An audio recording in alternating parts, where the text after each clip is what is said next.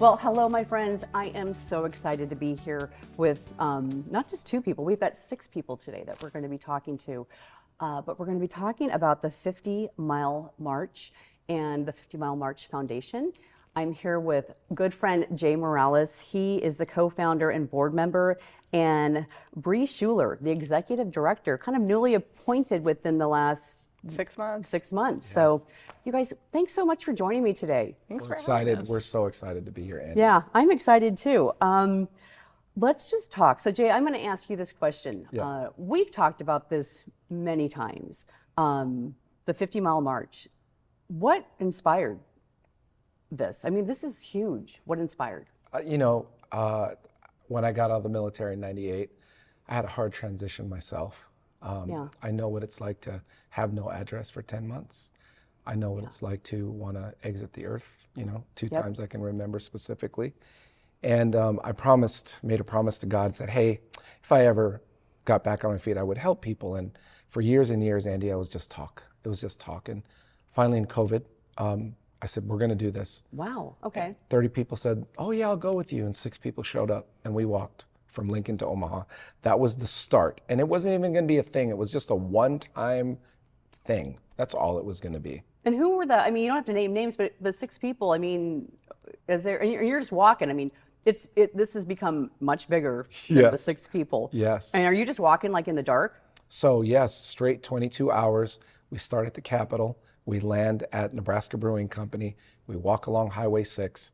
So open traffic, open highway. There's no sidewalks, escorted vehicles. Like it's a whole production. It's a whole production. Yeah. But yes, it is 22 hours of the worst 120,000 steps you've ever Right. taken. But the 6 of you that started that, did you have escorts? So when we first started, we Yeah. had one truck Okay. and maybe another RV, but we didn't know Just what kind we of were behind doing. you, just yes. yeah. And we didn't know where we were going to stop. We just stopped when we got tired. We got kicked out of a couple parking lots. We had the cops called on us 5 times. We were like, this is never going to happen again. And it was downright like crazy. It was chaos. And we were exhausted because we didn't know what we were doing. Were you raising funds at that time? Yes. Okay. So Andy, what's funny is I said, I told my wife, we're going to raise $2,500. And she goes, if you don't raise $2,500, you better make good and write a check. I said, oh gosh, I was scared about $2,500. We raised $25,000 in 24 hours. In that first year? The night. The night? Okay, the It night? was crazy at night. Were you like posting on social Facebook, media? yes. Yeah. Okay. And a couple of our, couple good business friends and a couple good sponsors, they just donated and the world was watching and I had no idea. The money kept coming in to Give Butter and we thought, wait a minute, is this right? Maybe this is a mistake. But anyway, it surprised us. But that was it. That was all it was ever going to be. Right. And the thing, I mean, I love understanding the beginnings of something because I feel it's so important and it's also so inspiring because we are definitely going to be talking about Perspective. what's going on now Yes. and the people involved and whatnot. But yeah, back then. So what made you do it the second year? So I think it was like 2 weeks later and someone called me and said, are you okay? I said, my feet hurt. I'm in a crutch because my right knee was inflamed. Are we going to do this again? I said, do what again? That was it. Like, no. And someone said, I think we should do it again. And then, FOMO and everyone getting together. Yes. And then we decided to, and 39 people walked that second year. The second year. So you went from 6 to 39. Yes. Kind of same deal with maybe a truck. I mean, Yes, were a couple there- trucks, Yeah. 2 more RVs, still trying to figure it out and still more chaos, but safety was number 1 with 39 people. And that's when we kind of said, this might be a thing. And then we became a nonprofit in our second year. Okay. Because we had no idea. That year we raised $141,000. Okay, wow. With a $50,000 goal. That is huge. I just don't. Yeah, that's huge. Thank you. From 25,000, hoping to God that you get 2,500. Yes. And then the next year, okay, oh, well, let's double it. We'll do 50. And you did $141,000 in that second year. Yeah, absolutely. And again, I just pinch myself because the vision is so clear, and Bree will explain that later, but I didn't have a vision, Andy. I just had a wanting to You just help. wanted to, yeah. Yeah, and we were giving them to we were giving the money, 100% of the funds to the organizations that we supported for the first 2 years. There was no long-term vision. It was just help where we can, be good stewards, and 100% of that money went to those organizations. And so how did you choose the organizations? So vetting organizations, there's a lot of overlap in our community and just in the world in general.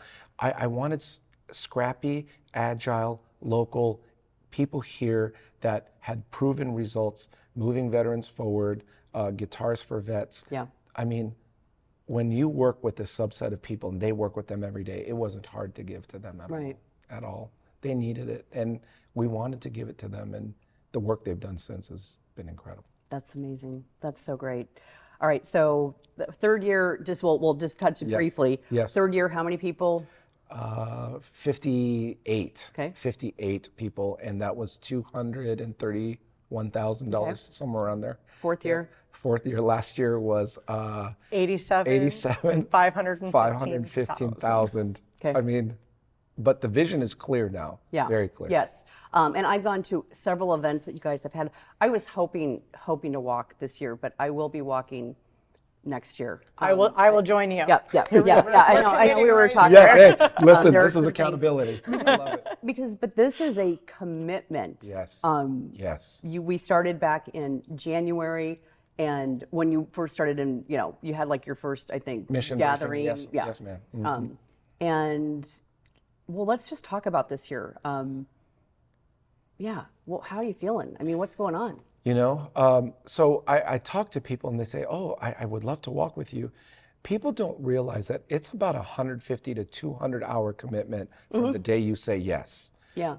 But it's self-improvement. It's no one ever got hurt by walking and having a routine and having self-care and looking forward to something and getting out of bed and meeting good people and building a community, making new friends. Like, that's how I'm feeling right now. And if you ask me how I'm feeling right now, I've got goosebumps. Yeah. We're building a community without walls first. Right. These are people coming together, all walks of life. And we're not red or we're not blue. We're red, white, and blue. Yes. That's what I love about us. But I think it's no longer an organization, it's a movement. Yes. The 50 Mile March is a movement. Yes. Yeah. The event itself might be a fundraising endeavor to support our programs, but ultimately it's a community. I mean, Yes. people come together and make lifelong friends, and they're battling their demons together, and they're really feeling part of something that's bigger than you. Well, and you stepped into this executive director role, just in the last Happy little accident. in the last 6 months. Yes. Why? It's interesting. I've had a lot of folks ask me my personal why. I'm not a veteran. My grandfathers both served, but those were stories we never really heard growing up. I think it's because veterans matter. And I've worked in the nonprofit sector most of my career. It's very easy to attach yourself to a cause that's pretty. I think it is a lot more challenging to attach yourself to a cause of somebody who is down on their luck, or somebody that you really have a hard time wrapping your arms around helping. And to me, veterans have given so much of themselves for us, and to be able to actually physically do something tangible to support those folks and emotionally support those folks, I don't think there's a better cause out there. So I was very excited to come join this organization. So I joined as a board member last year, and ultimately some folks convinced me to quit my job to come do this full time, and I could not be happier. Yeah. We've had a conversation before, Bree, and I just know that your passion about this organization and the cause. And we're going to talk in a little bit more about the cause and all that good stuff, because we're also going to be talking to a couple sponsors for the event, and also, or for the march. It's an event. It's an event. It's a movement. It's everything. I mean, I'm going to carry on with that. It is a movement, and the training and everything that goes into it, the people, the commitment, whether you're a participant, because we'll be talking to a couple participants as well, and hearing their stories.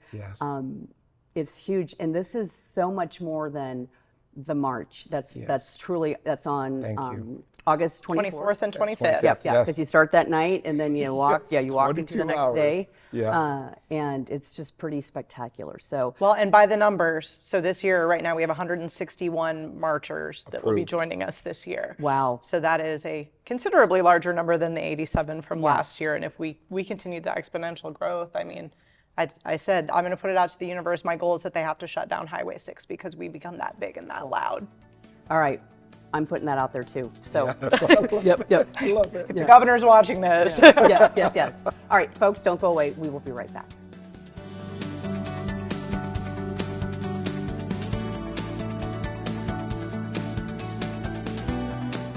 Well, as we close, and I really want to talk a little bit about the organization and who you serve, and also how people can get involved. I know you are tapped out with participants Yes. and walkers, and also there is this whole thing that you have to be prepared, and you have like, well, what do you call it?